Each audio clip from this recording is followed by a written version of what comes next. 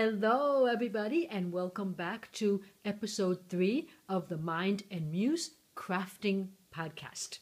I am your host, Caroline, and in this video I share with you my crafting, basically a little bit of crochet, a little bit of very little tiny itsy bit of knitting, every once in a while some sewing, frequently or recently very frequent projects that have to do with felting, and whatever other crafty business I get involved in. So welcome. If you are a returning viewer, thank you so much for returning to share with me a little bit of my time. And if you are new, well, thank you also for taking the time to find out what this is all about. So today I return to you after a couple of weeks of not really sharing. I put up about a 5 or 7 minute video last week to share with you a little bit of my felting projects and to wish you a happy Easter if you celebrate Easter.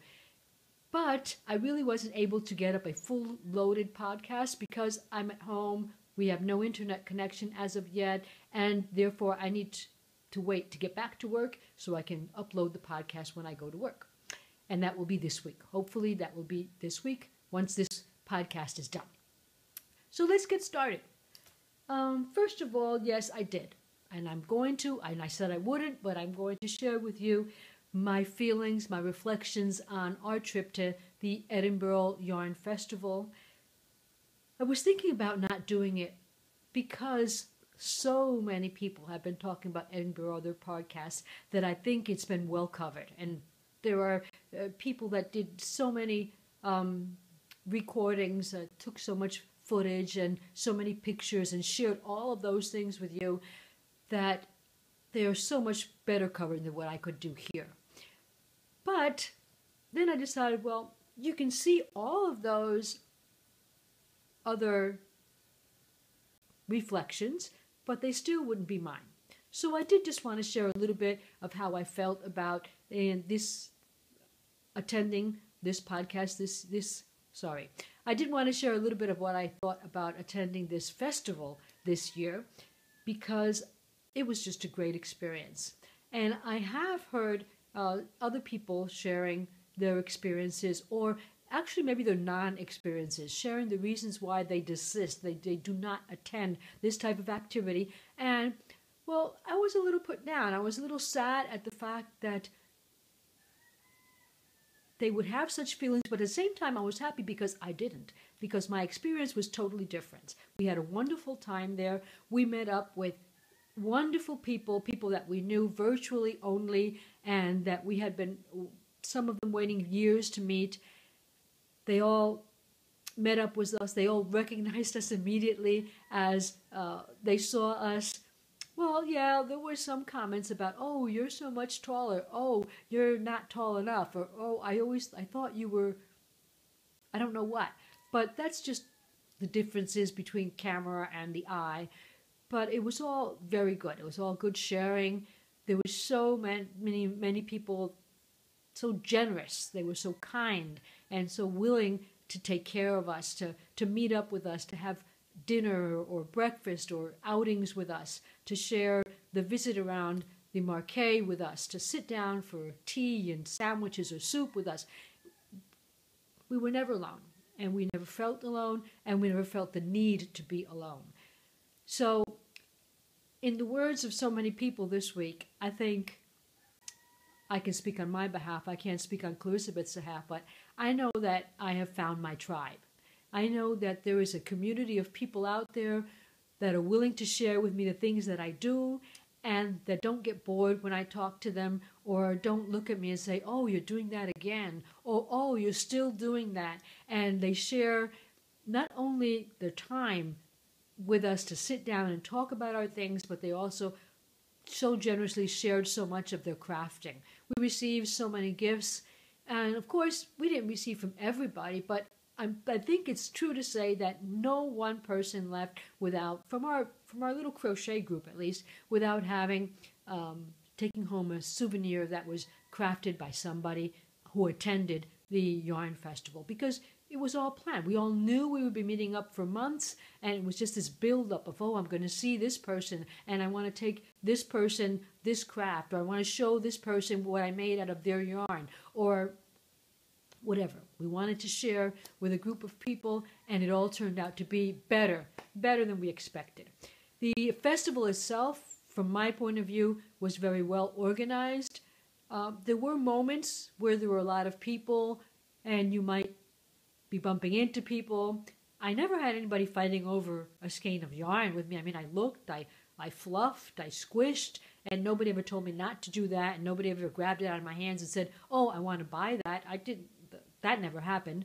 There were just a lot of people at certain, time periods, which you could have imagined, right? Saturday early in the morning, a lot of people are off. There's going to be a lot of more attendees. On Thursday, the first day, we didn't go there, but I saw from videos and filmage that other people put up that there were long queues. We did not have to go through the long queues. What they improved from this year, as I understand it, is that they provided a much more amount of open space where people could sit down, have a soup, have a tea, have a sandwich, and converse and do their knitting, do their crocheting with other crafters, friends that they were making right there or friends that they knew from all along. However it be, there were several spaces in the area where you could just sit down and share. And so it wasn't as exhaustive as people presented it to me, as it or explained it, described it to me, that they described to me how it would be. And it wasn't that exhaustive because of the fact that you could every once in a while have a sit down, something to drink, or just sit down and talk and look at what you had accumulated if you had bought things, and experience the festival in a slower manner and a laid-back manner. And it wasn't all rush, let's go here and let's go there before, at least on my behalf it wasn't. I really didn't do that much purchasing, so it was a fun time. And I can say nothing but if you ever thought about going to this type of festival, I would say to you, go for it. Maybe you need to look in advance to see what vendors are going to be there, if you're interested in purchasing things, and that way you can go directly to the stalls. But I just wandered. I haven't been crocheting with fine yarns, with independent dyed yarns for that long, with high quality yarns for that long, so that I would know the many people that were going to be there. There were some large commercial businesses offering their yarns, but most of them were small businesses, and it was so overwhelming because I wouldn't have known how to pick. It was all so pretty. You wanted to have it and you wanted to make things from it. And so I did control myself because I had made purchases in advance. What I had purchased in advance to go into Edinburgh were the options that several dyers were going to offer about how they saw Edinburgh through skeins of yarn. So I had purchased, for example, from Nora George, this colorway called Thistle. Thistle is the official flower of Scotland. And so I had purchased this with the idea of coming back once I had experienced Edinburgh and making something from it as a memory. And when we came back, I had also purchased from, I had the opportunity to purchase from Woolenvine, who had dyed up this skein of yarn, which was called, or is called, Edinburgh. I don't know if she'll be dyeing it up again, but I got to the first update where she offered this, and I was able to get a skein of this yarn for myself, and also a skein of this yarn for Clarisabeth. I'm not going to unwind it to show it to you. It would probably look so much prettier if it's unwinded, but because I'll never be able to get it back the way it is. I know people say open it up and I'll just put it back, but mine never goes back the same way. So, I hope you can get a look of all of those pinks.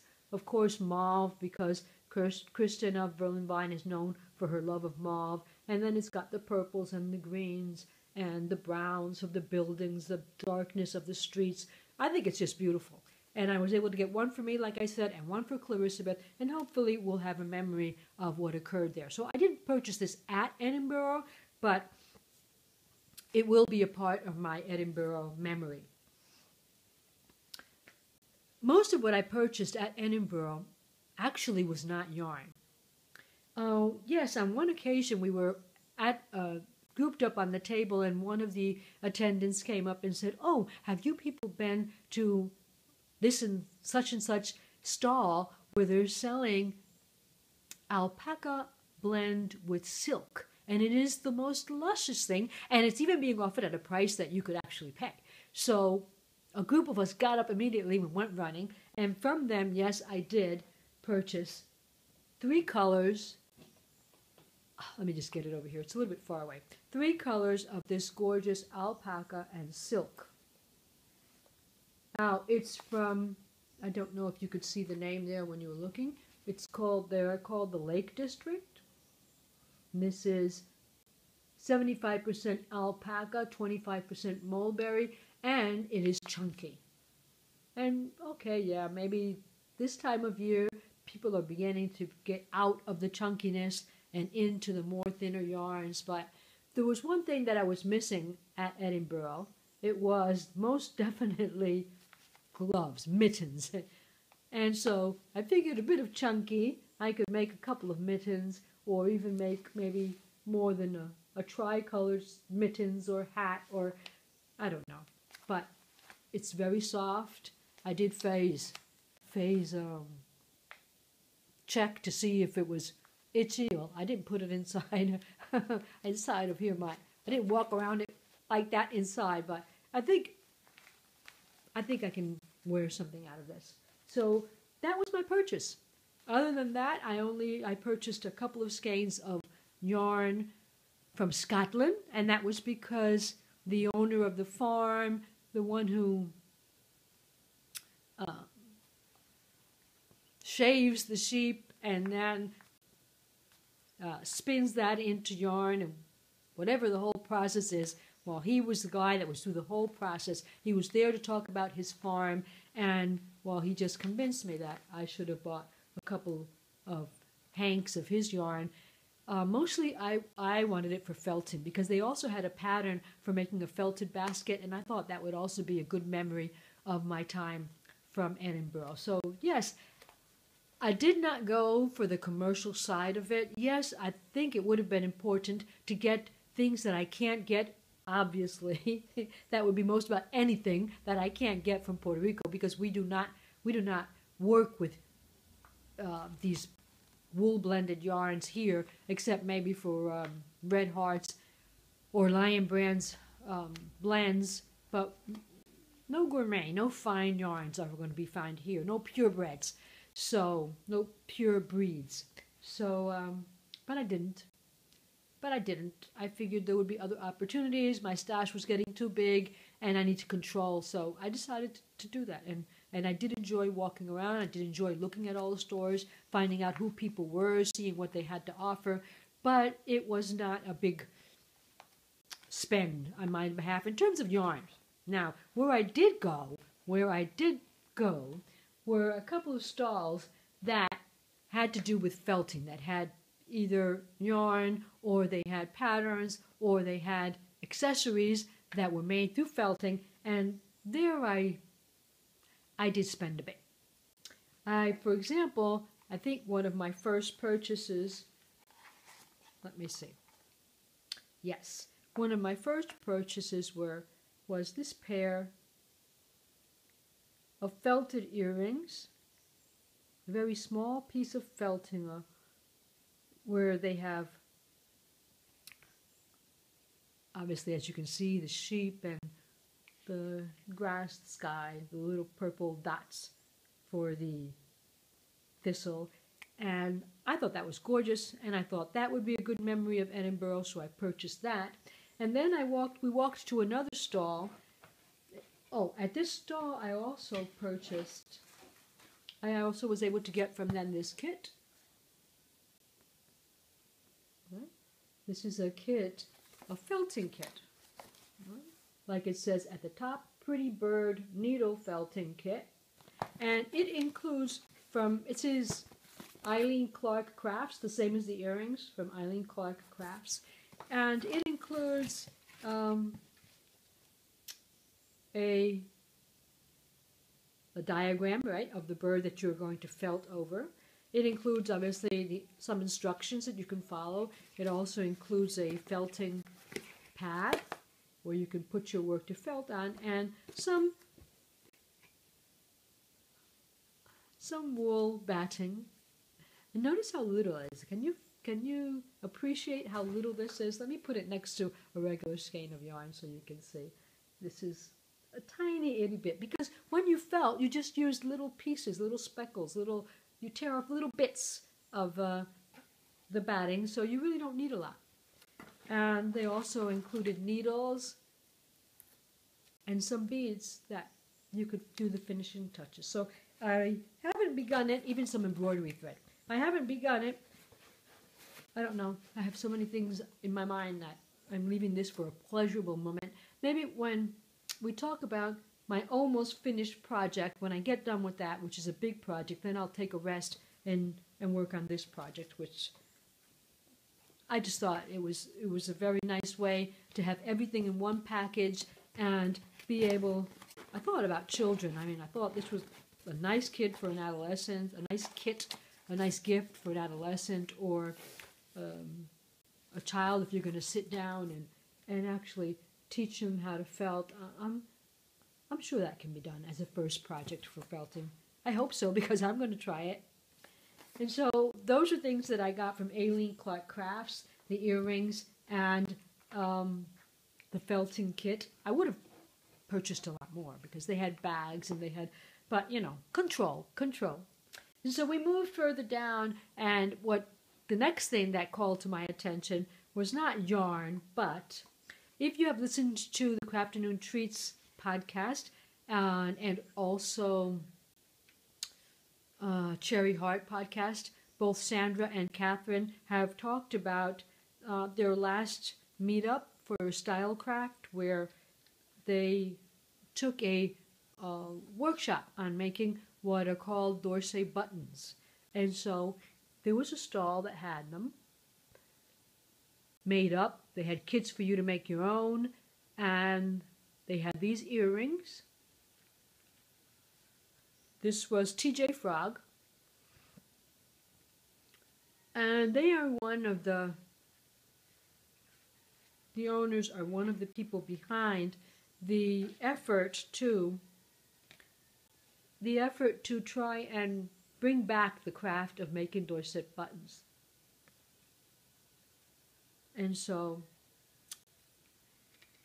I purchased the earrings, because you know that I love jewelry and I obviously can't get enough of it. And I also purchased a set, I believe. Yeah. Well, I purchased the set. I put it all in this one bag. This is the set with the instructions to create these buttons that are here. Probably a little glary because it's still in the bag. And you'll see tons of little loops inside. They're metal loops. They didn't all come with the set. I just purchased different sizes and threw them in here. And so you get your Dorset history at the back, which tells you about it. And this is another effort to maintain the making of the Dorset buttons as a heritage craft, something that passes down from one person to the next. And so both Clarisabeth and I bought a kit similar to this. I'm sure if you've seen her podcast, you saw the kit that she purchased. And we're both going to try and do this. And one of my main purposes is to recreate some jewelry with this, and pendants, earrings, I don't know, rings, whatever I can think of. And so, yeah, I hope the instructions are clear enough so that I'll be able to work that one out, because I really do like that one. So it was all about creating memories for me. And not that yarn doesn't create memories. Like I say, I did purchase some. But most of what I was purchasing was something that I could never get if I wasn't there. Neither of those kits could I get if I wasn't at the festival. And also this exclusive 2018. Sorry you're not seeing that, but now. If it would stay still, you might be able to see. That's it. 2018 exclusive pyramid project bag. And this was all very famous at the festival. These are, what am I saying? Triangle pyramid bags, they're called. Right? They're pyramid bags. They stand up something like a pyramid. Right. But I did try them out, and I can fit one skein of yarn caked up, so it probably could extend to be a project bag or something small that you're making. Maybe a washcloth or something could go in this bag, but I just got it because of the llamas. Let's be honest. I just got it because of the llamas. I thought they were gorgeous. And so that's another gift to myself in memory of the Edinburgh Yarn Festival and our trip there. So yes, I mean, any other thing that I purchased that we will use along the way to make crafts or to create projects, I'll let you know at that moment, because I really don't want to go on too long with this. I did want to let you say thank you to everyone that came up to us or brought us gifts. I think it's just too much and too long a list to say here, but maybe I'll include some footage, a picture of everything that we were gifted. And we were gifted notions pouches and yarn, sock yarn, and notebooks and cookies, shortbread cookies that didn't last a moment. And we were gifted pins, and we were gifting pens and project bags, and the list was just terribly enormous. And so yeah, some of it I am going to share with you along the way. My podcast is growing in terms of viewers, and I would like to do a giveaway very soon. We already are past 200 subscribers, and I haven't really set a goal, but because this podcast was going to be a little bit long because of the fact that we're talking about the Edinburgh Yarn Festival, I didn't want to go into those details, but I do want to do a giveaway shortly. We brought back some things that we would like to include in a giveaway, so somebody else, one of you, can also have a gift brought back from Edinburgh, and maybe that would encourage you to try and save up your pennies and get there one day. So I did want to share some of that with you. So there are a couple of things that I won't show you because I'm going to save it for a giveaway. I just need a little bit of time to think about how I'm going to do that, and I don't have a Ravelry group right now, so I need to give it a think and see what is the best way to make sure that everyone who actually watches me week after week has a fair chance to participate. But that will be soon. I promise that will be soon. If you remember the little crochet balls with the crochet hook inside that I created as a pendant to take to some of our friends back, that they were all gifted, but I do have a couple of the small crochet hooks left over. I'm going to create a couple of those, and that will be part of the giveaway also, because that was what I created for other people who are crocheters to have a memory of us taken back home with them. So I want to also share that with you guys. So I'm going to leave it at that. And I'm going to say it was a great experience. I loved it. Thank you to everybody who came up and said hello, everybody who shared their time with us. A big hug to everybody that we met. And if you were there and we didn't meet you, I am very so sorry. But maybe we'll have a chance in the future. Okay, so I am going to go on to what I've been working on and share with you. Do I have a finished object? Yes, I do. I have two finished objects that you haven't seen before, because as you know, over the past couple of weeks as the Easter holiday approached, I have been felting, and so I did bring my felted eggs to show you, especially if you don't follow me on Instagram or you don't go into Instagram, or even if you do, sometimes Instagram is not showing us all of the feeds from all of the pages we follow. And so I just wanted to share with you the eggs that I have been felting. And there's one that I haven't shown. So yeah, maybe I'll just start with that. I'll include a picture of the ones that were already shown on Instagram, and I will share with you my latest, maybe not my best, but the last little egg that I was creating in felting is this one. don't know how well you can tell. That is supposed to be a sheep. It's a little wonky. I'm not an artist, so recreating images on a concave egg, it's not a flat surface, it's more difficult than on a flat surface, but I gave it a try. And then I went for the back part in terms of scenery, flowers, something that was my version of thistle and butterflies. And it was very, how would I say, popular. The bunny romps were popular this Easter, so on a couple of my eggs I also included my bunny romps. And so that was the last one that I created. And so a special thank you to Melissa Dawn Felt Artist. I think that's the whole name. Her name is Melissa, but her podcast is called Melissa Dawn Felt Artist, and I think it's also that on Instagram. Special thanks to her. She has befriended me so kindly and shared with me her many talents. She is an artist, and little by little I've been able to create things that have made me happy, that have made me actually very happy. I've gotten to the point where I say, why do we only have Easter eggs? Why can't I have Christmas eggs or Mother's Day eggs or birthday eggs and create these things all year long? Well, I'm going to give it a thought. And if I cannot be convinced that I cannot recreate eggs all year long, if there's not a justification that fills my needs, well then maybe I will. Maybe I will continue to make some of these felted eggs all year round because they make me happy. They make me very happy. It is time consuming. It takes a bit of time, especially when things go wrong, but I enjoy it. I enjoy it so much. I get so involved with it that time just flies by, and I would just sit there all day long and probably do nothing else if it was up to me. I have to really get my conscience in there telling me you need to be an adult. You need to be an adult. Go and do adult things. Do what you're supposed to do. Because if not, I would just do these things all day long.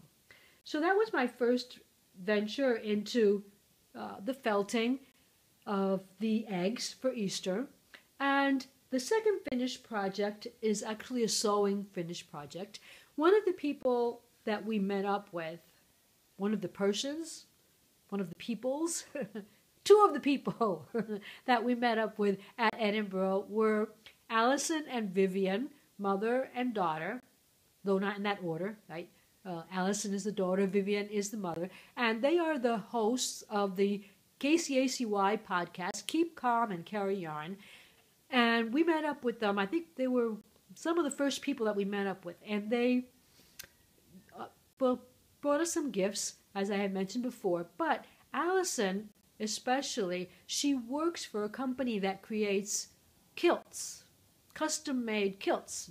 And I have an understanding that they are very well priced.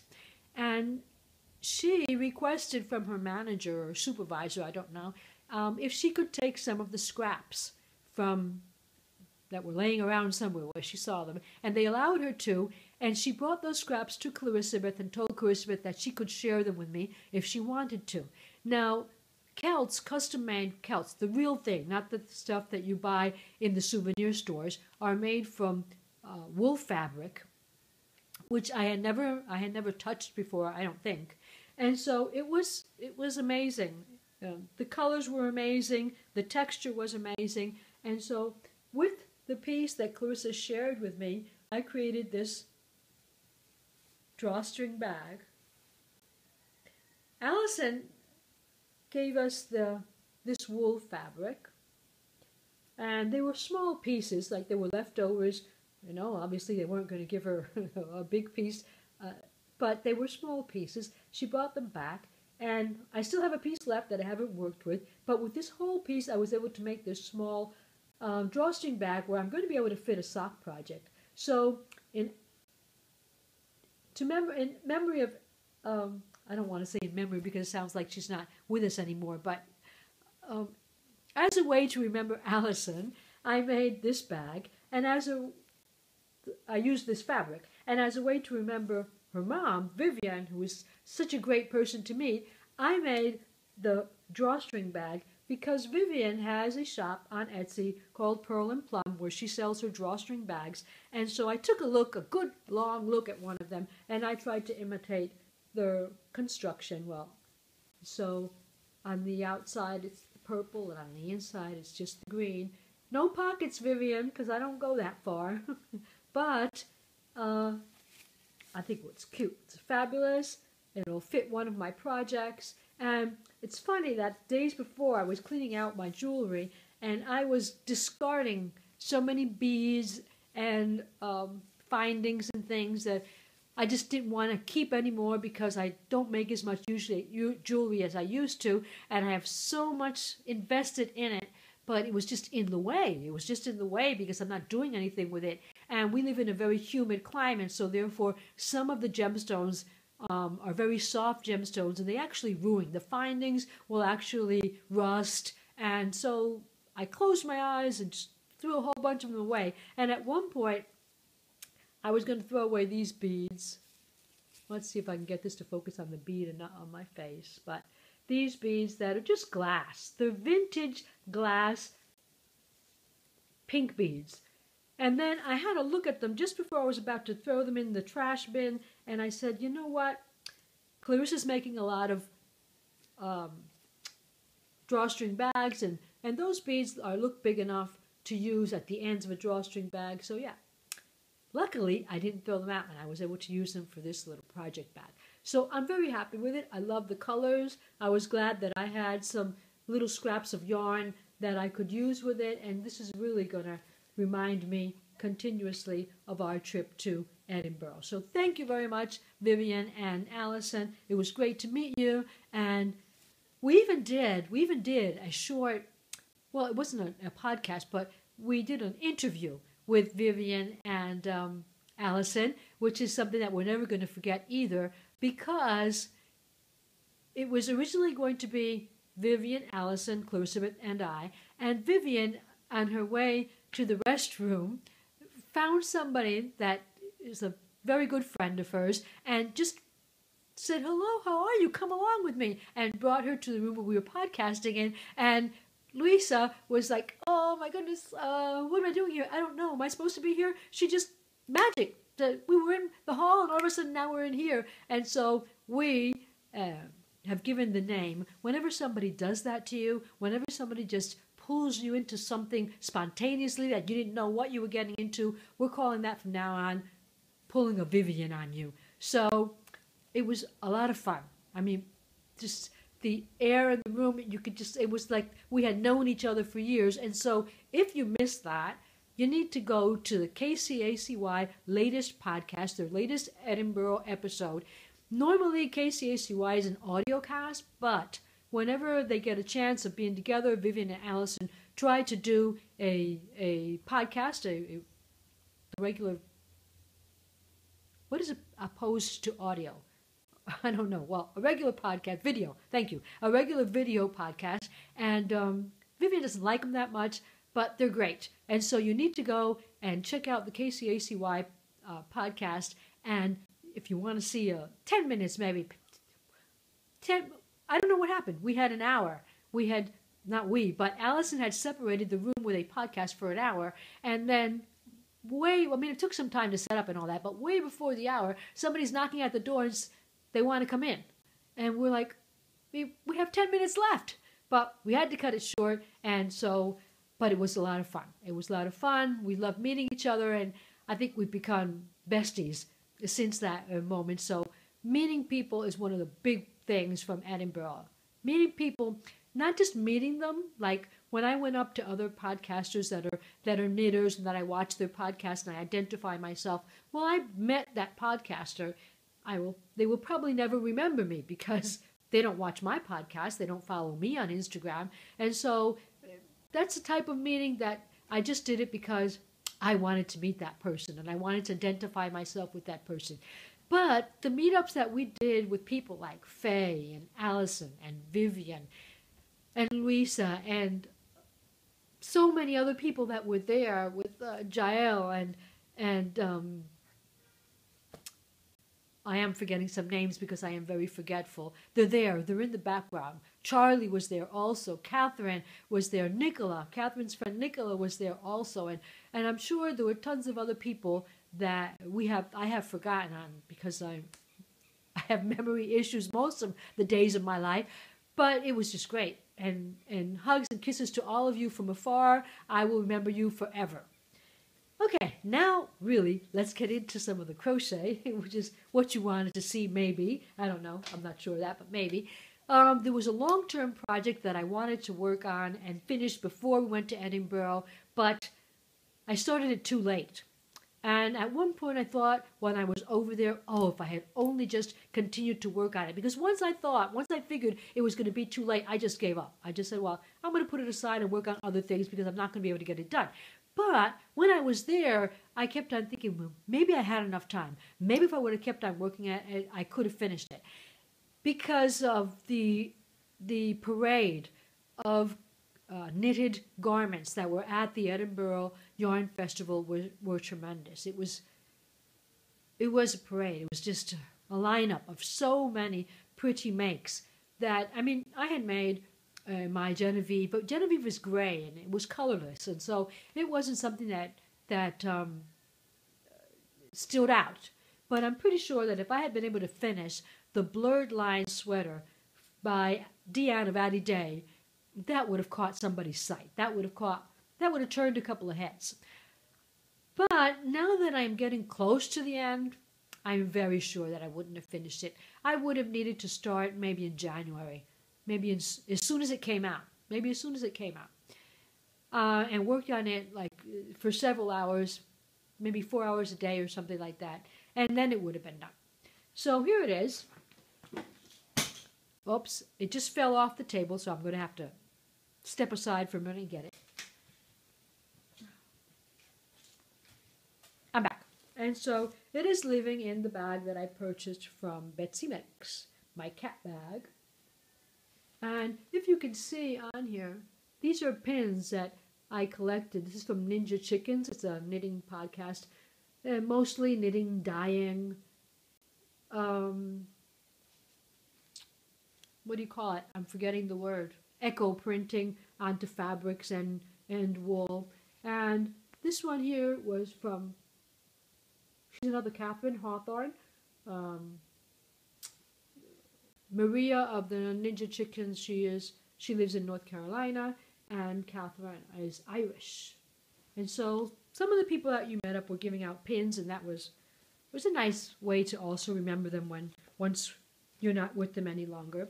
So this is the Blurred Lines shawl, the Blurred Lines, where's the name? There you go. Blurred Lines sweater by Deanne. Let me see if I can, back here I can see it. Let's see. She's Deanne of the Addydae Designs.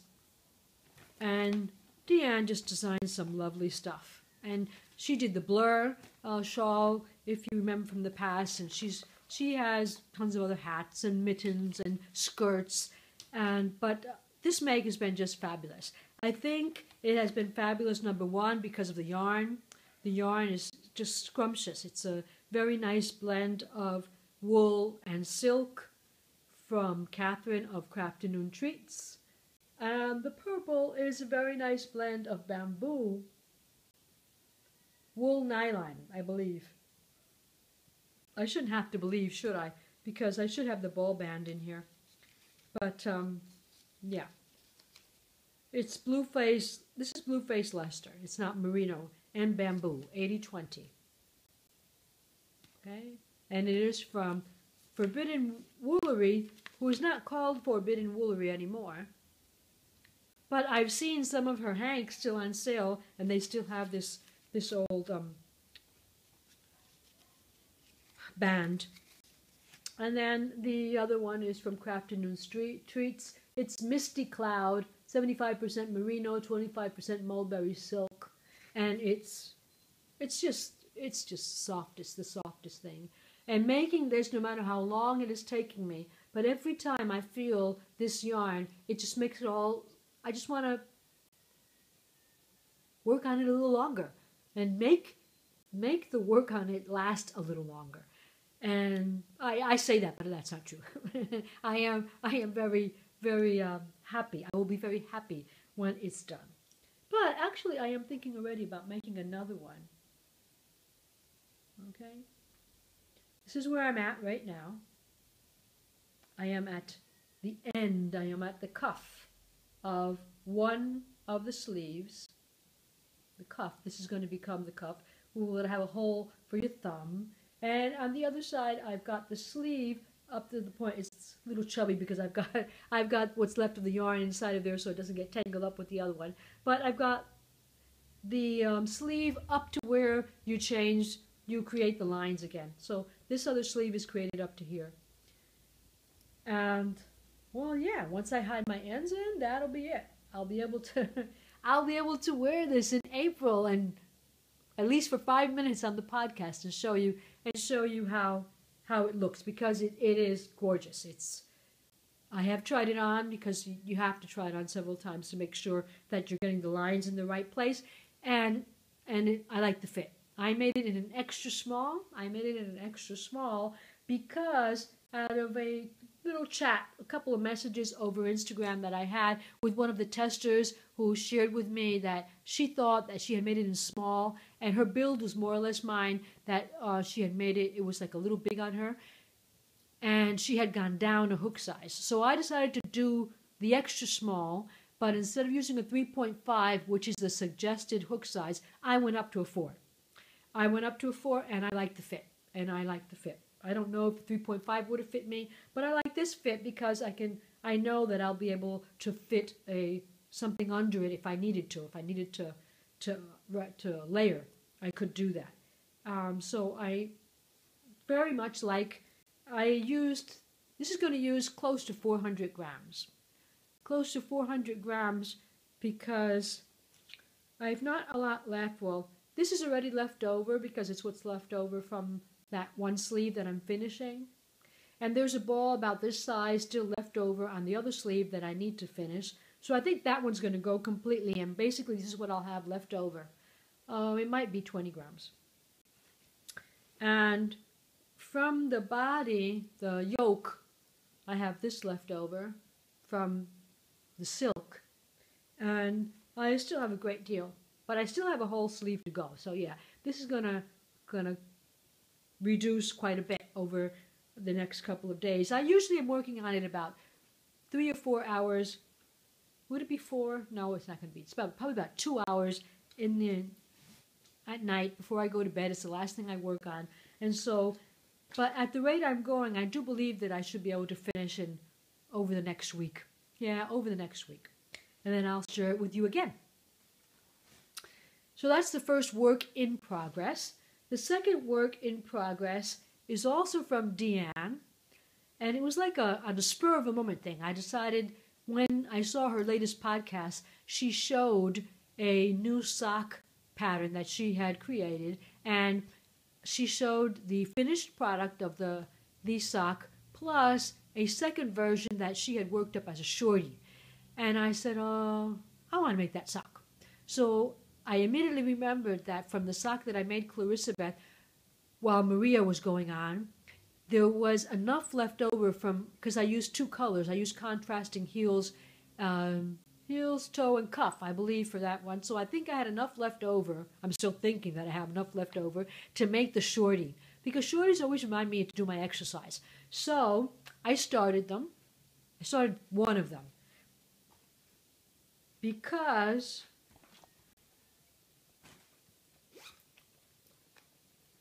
I started one of them. Why? Because that's what I did. I am not working on them consecutively. That's what I mean.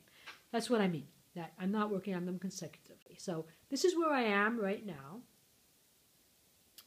This is her baseline sock pattern. Her baseline sock pattern is a sock pattern where the stitch is, I'm going to forget this. I'm going to forget what the stitch is called. So I'm going to go to the back, because the back is just single crochet. Thank you. Crochet brooche is the patterning that she's giving the sock, and I love the fit of it. I love the fit of it. Followed her instructions to the T. I'm doing size number 2, which is for a foot circumference of 8 inches, because mine is actually 8.25, and she suggests that it's better to go down than to go up, so I went down. I'm using a I'm using a 4mm stick. It's the first time that I've made socks, crochet socks, in a 4mm hook. So I'm using a 4mm hook, and that's the way it's been looking so far. I just wanted to check if I had the ball band. I had it at one point. This is Lion Brand Sock Ease. Lion Brand Sock Ease. But I thought I had the band to remember the colors, but, well, oops. At a future moment when this is more of a sock looking, I will tell you the names of the yarns. Okay. So that's, what is it? My second work in progress. My second work in progress. A third work in progress is that you remember that Clarisabeth and I were working on a pattern to be able to participate down the line, down the road a bit, maybe in August, late August, early September, in a sock-along. I'm calling it a sock-along. I don't know if Faye's going to call it a sock-along. This is from the Crochet Circle podcast. And the idea is for several podcasters to get involved and make socks along with their viewers and create a bunch of crochet socks. And so I decided, well, that would be the best time to try and make up my own patterns. I've made enough. Well, it's not going to be totally original. What I've done is borrow stitches from other designers. Anything that was free on the internet. I didn't borrow anything from the patterns that I had purchased in books or anything like that. Although, there's got to be a standard way to make a toe, a standard way to make a heel. And so I don't know how much of it is actually taken from someone else. But anyway, for Clarisabeth, I made my cupcake that I made a sock using the cupcake stitch. I called my sock the Always sock, the one that I made when Clarisabeth moved out. And I wrote up a pattern, and I called it my Sweet Sock Pattern, sent it to Clarisabeth. She made a version of the socks, trying out the instructions that I had sent her and filling in the blanks, because there were a lot of blanks that I left for her to fill in. And so that sock has gone from maybe 2 pages back to back that I sent her to being about 4 pages long now, which is a good thing. It's not a bad thing. But this is the yarn that I am making it up with. This is another yarn, I believe, from, well, let me not believe it. Let me look for the ball, because I always say the wrong thing, don't I? The ball band. No, for some reason, let me check the other one, because I've switched these pockets at once, and so, but it's not there. Okay, so this other sock is living in this Japanese knot bag, which was gifted to me by Vivian of the Pearl and Plum Etsy shop.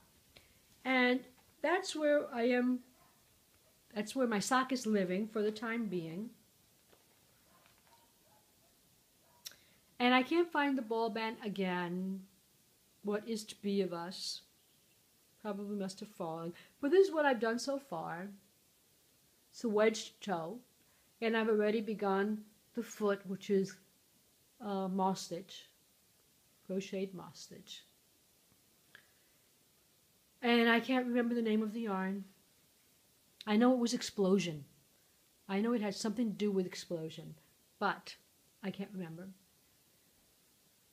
And so I'll have to get back with you. Well, if I find it before I edit, when I finish editing the podcast, I'll write it up at the bottom of the screen so that you'll know.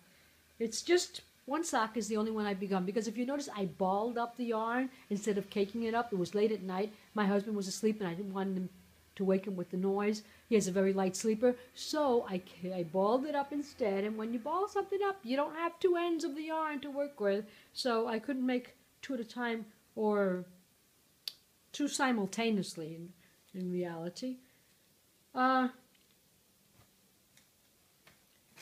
It's inside this bag. I also have a bag that was gifted to me by Clarisabeth. It's an ocean's pouch that she made up for me. It's simulating a teacup. And so I'm trying to put an ocean's pouch in each of my little project bags so that I don't lose all my stitch markers, and I always have the hook that I'm using inside of there, etc. So I've got 2 socks on the go, and I missed a finished project recently before when I was talking about them because it really wasn't planned either. And so let me share with you a different type of project, because I don't normally do this. And it is an embroidery project. Right? This embroidery project I completed for a stitch along by Chrissie Crafts. She also has a podcast. She does a lot of embroidery, but she also does crochet and I think some knit too. She's just learning. I don't know. She's a crafter. And so it might have been January, she began or February, she began a stitch along called Good Intentions, where the idea was at the beginning of the year you selected a word. You know, that's common for a lot of podcasters. And Clarisabeth had mentioned her word that she selected, but I hadn't been able to make peace with the word because the previous year I had chosen the word balance, and I really didn't stick to it. I didn't feel that I had achieved much with it, that I was a little, well, I didn't really want to select a word that I wasn't going to live up to. But being that she was hosting this stitch along, this Sal, Clarisabeth was participating in a lot of other podcasters that we know. Basically, the day before the Sal was ending, I was speaking with Clarisabeth on the phone, and she was showing me her final touches. I think we were FaceTiming. And so I told her, you know what? I think I'm going to do that. I was reading last night, and I found the word that I want to use. I wanted to use the word align. And, well, maybe when I say align, you're like me and you think about cars and you have to always align their tires because they get off. But that's a good analogy. It's actually a good analogy, you know. The alignment is to keep the wheels from, or the tires, forgive me, the tires from not wasting down on one particular side. And, or that might be the balancing.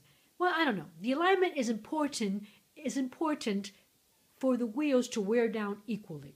And so alignment in my life is important also for that my energy is worn down equally. So that I can distribute my energy to different things that I need to do in my life and not dedicate all of it exclusively or excessively to one thing and not be able to get everything done that you have to get done in our busy lifestyles. The first part was to get the word onto your fabric, and I tried to excel as a student and use iron-on pencil. So I printed out the word backwards, put tracing paper on top, traced over the letters, and then ironed it onto my fabric. And thinking what? Thinking that it was going to be washed off, like the instructions on the package said, that it was washable. And after I stitched it and washed it, it didn't come out. I reread the instructions and it said that they could assure that it would wash off from 100% cotton fabrics. So my guess is this is not 100% cotton because I still have that shadow of pink there, which looks to me about as dark as it was before I even tried to wash it. But I just left it. It's part of the aligning. It's part of the whole idea of aligning. So I didn't start over. I mean, this was the afternoon before the Sal was going to end. The Sal ended the next day. I had one day to do it all. And so I did it. And now I have a visual memory of the word I have chosen and the changes that I would like to do in my lifestyle for this upcoming year. So thank you, Chrissie, very much. I don't know if you watch this, but somebody can pass the word on to her. Thank you very much for all the help that you gave us for making this. It is a wonderful make, and it is a wonderful way to remember the goals that I have set in my personal life, in my crafting life, and in all aspects of my life for this year. So thank you very much. It was a great 48 hours or a great 36 hours or whatever it took me to make this. So, but yes, it gave me a lot of ideas of how this could be done in other ways, with other things. So I'm very thankful and grateful to her about that. And with this, I believe that we have reached the end of this episode of the podcast. I have rambled on for long enough. And so let me say goodbye here and thank you for joining me. Remind you that there are several ways that you can communicate with me outside of this podcast, and I will put them up on the screen before the ending so that you can take note if you haven't done so already. If you have liked what I have shared with you today, please hit the thumbs up button at the bottom. That helps other people to find podcasts of their interest, because based on the amount of people that have liked this one, other crocheters, knitters, or just crafters, felters, I don't know, might find the podcast, and that helps to get more viewers and subscribers. And if you haven't subscribed, please do so. I mean, if you would like to return, you can click on the bell at the bottom and get a notification of when I upload new videos to this channel. And that's always good, because sometimes we can't remember on what day or what specific timeline a podcaster is running on. So yeah, do that if you would like to. The more subscribers also allows us to be viewed by more people, the exposure, to get more exposure on YouTube. And I don't know why we want to do that, but I'm not in a competition, but I guess everybody feels that it's a good thing to have more subscribers. So if you would like to, please subscribe to my channel and come back in the next couple of weeks, in 2 weeks, and hopefully I'll be able to share with you my finished blurred lines, and maybe even I'll have a couple of socks, and who knows, maybe I'll have a new project on the go to help you see what's out there, or decide on what you would like your next make to be. So thank you for joining me. Come back, and in the meantime, keep yourself safe, keep yourself happy, and most of all, keep crafting. Did I ruin the priorities there? Maybe that's not the most important thing, but anyway, keep crafting. See you soon.